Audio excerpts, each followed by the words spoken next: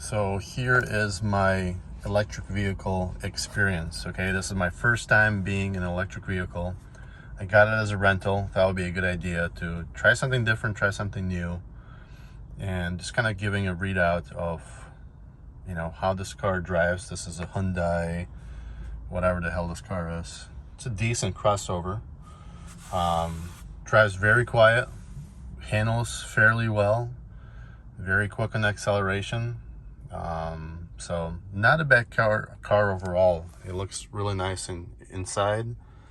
Got a great navigation menu. So everything about it is pretty neat. Now, the suckiest part was that I came over approximately 150 miles from one side of the state to another side of the state and went to get this car charged.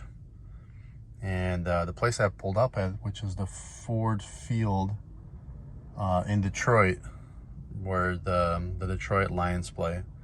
So they had some chargers there, and had to set up an account. Went through that whole goofy process, getting the app, setting up the account, verifying the account.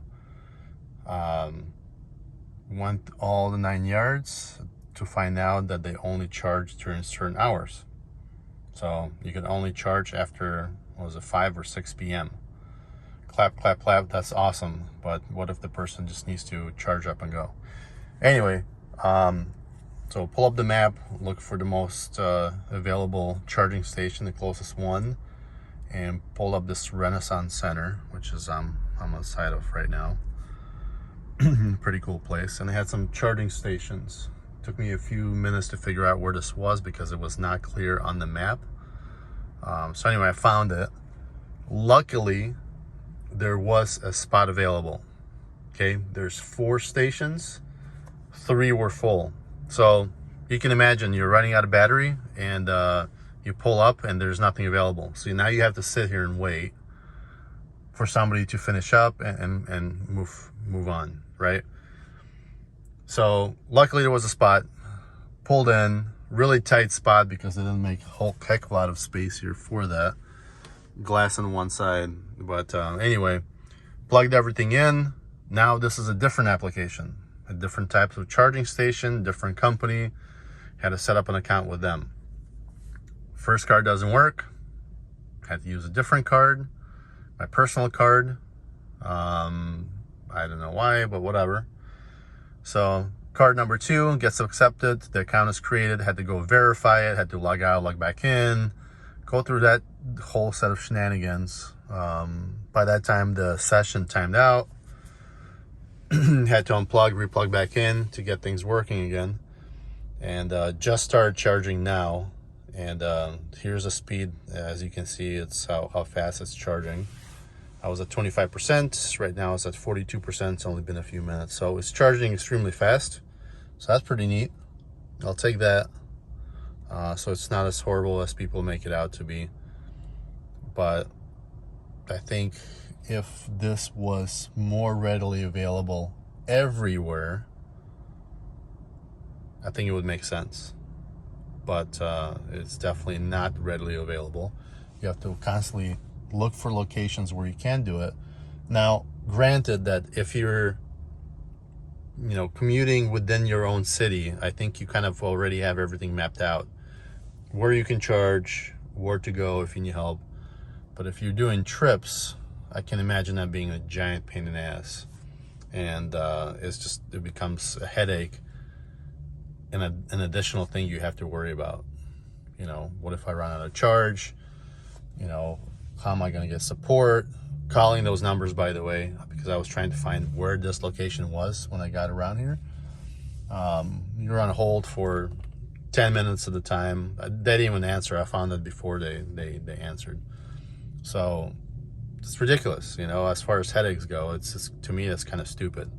But if you have things worked out, exactly where the locations are at, I can imagine this being a viable solution, right? Paying $5, I think that's what it said, to get me charged up to where I need to be at.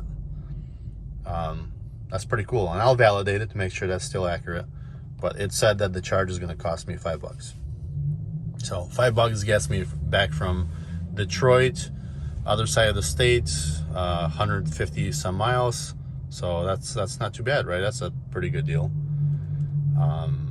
So we'll see. And since it's a rental car, I think they only charge like 50 cents or something like that to do the full charge for you, so you don't have to worry about it before you drop it off. So gladly paid that. But again, I think if they work out these quirks, this may be viable. I can't speak for how these things handle when the weather turns. So raining and snowing, and whether the batteries drop and all that stuff. But it's a decent car. It's very plain. As many people may say that it has no soul. It's pretty accurate.